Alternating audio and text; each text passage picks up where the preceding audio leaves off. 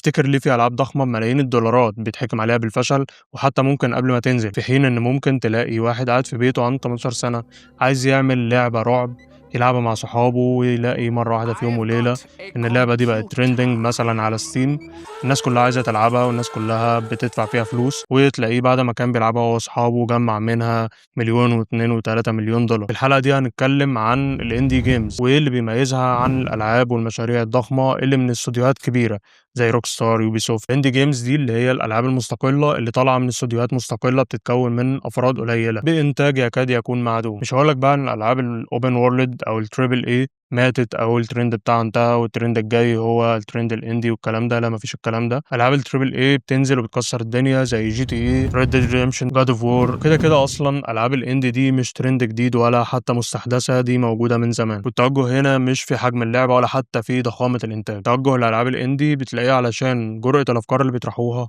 الارت دايركشن اليونيك او المميز جدا، واسلوب اللعب الاستثنائي والساوند تراكس المميزه اللي بتعيش معانا. بعدين خد بالك بقى اللي بيميز العاب الاندي عن الالعاب بتاعه الشركات الضخمه او التريبل اي، ان العاب الاندي بيبقى عندهم مساحه كبيره جدا ان هم يجربوا يعبروا عن نفسهم، مفيش اي احتماليه لنسبه خطأ. يعني هو اصلا مش منزل لعبه علشان في لعيبه مستنيينها، بالعكس هو بينزل لعبه وفكره جديده تجذب الانتباه، لكن هو ما عندوش بيز يتسند عليها او مجتمع لاعبين مستنيين منه اللعبه دي. ولذلك في الشركات الكبيره بتلاقي ان هم مقدمين ميزانيه ضخمه وبيكلموا مستثمرين، عندهم موشن كابتشرز، عندهم ارت دايركتورز وفويس اكتورز الى اخره، وفي الاخر مشاريع كتير بتبقى مدفوع فيها دم قلبهم ومدفوع فيها ملايين الملايين، وبتلاقي ان هي Cancel. لما المشروع يبقى مكلف جدا وكبير بيبقى ليه تأثير قوي على الشركة، مش مجرد لعبة ما نجحتش ولا حتى مجرد مشروع عملناه وما جابش النتائج اللي احنا عايزينها. بالعكس، في جي دي سي 2026 نص المشتركين في الحدث قالوا ان شركاتهم نفذت تسريحات كبيرة جدا اخر 12 شهر، ومن ضمنها شركات كبيرة جدا، بعكس التسريحات في الاندي ستوديوز او الاستوديوهات المستقلة كانت اقل بكتير من الشركات العملاقة. يعني خلينا نشوف مع بعض كده ايه اللي بيخلي الاستوديوهات المستقلة او الاندي ستوديوز مميزين. في الاندي ستوديوز بيبقى تقريبا نجاح اللعبة وانتشارها مبني على فكرة واحدة بس تشتغل عليها كويس وتطلع منتج يخدم الفكرة دي. يعني عندنا مثلا لعبة بيك، بنشوف مع بعض الكاركترز شكلها فاني، ان هما بيقعوا من الطيارة بيلاقوا ان هما محتاجين يطلعوا اعلى حتت في المابس اللي بينزلوا فيها او الليفلز المستويات اللي بينزلوا فيها علشان عايزين يدوروا على طيارة هليكوبتر تنقذهم. فده بيحصل بشكل كوميدي كده وبطريقة تشالنجينج او في تحدي، لو انت لعبتها مع صحابك تحس بالتحدي ده وتساعدوا بعض وكده، الموضوع بيبقى لذيذ قوي. فهنا اللعبه لا اديتك قصه ولا موضوع ولا اي حاجه، هي اللعبه نزلتك في خريطه بتقول لك اطلع لغايه اعلى نقطه في الخريطه دي. عندك مثلا لعبه ريبو، تلعب بكاركتر شبه الاندرويد كده، انت واصحابك بتنزلوا في خريطه او في بيت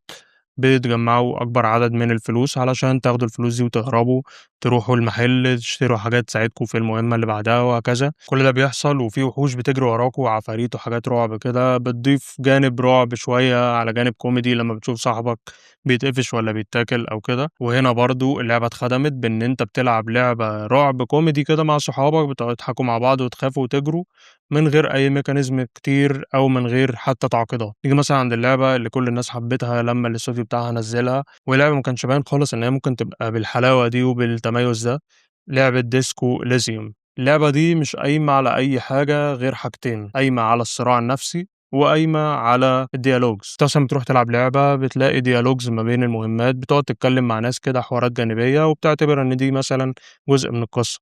لكن لعبتنا دي هي كلها عبارة عن ديالوجز. انت بتنزل اللعبة بتقعد تتكلم مع الناس، بتفهم القصة، بتجاري الأحداث، بتلاقي الأحداث بتاخدك في حتت تحفة. اللعبة دي من أحلى الألعاب اللي ممكن تلعبها في حياتك، وفيها ارت دايركشن تقريبا ما جاش زيه، وفيها ساوند تراك يعلم معاك مش هتنساه. وعندنا لعبة مميزة جدا اسمها بيبرز بليز، اتعمل منها لعبة مصرية أو نسخة مصرية منها، وهي عبارة عن إن أنت موظف في مكتب الجوازات بتعدي الناس للبلد اللي أنت تابع ليها، أو ما بتعديهمش بناء على إن أوراقهم كلها مظبوطة وكل حاجة صح، علشان أنت مش عايز تعدي مجرمين أو إرهابيين وهكذا. فكرتها بسيطة جدا، حرفيا أنت قاعد كل اللي أنت بتعمله أنت بتبص في ورق وبتدي أبروف أو ديناي، بتقبل صاحب الفيزا يدخل أو يخرج ويترفض. بس ثواني كده، مش كل ألعاب الindie ألعاب حلوة، عايز أقول لك الألعاب المستقلة اللي بتنزل كل سنة بتعدّي عشرات الآلاف من الألعاب، وفي الآخر بيظهر منها كام لعبة يتعدّوا على الصوابع، ودول اللي بينجحوا وبينتشروا وبيحققوا أرباح عالية، وده طبعًا بحسب إحصائيات steam سنة 2025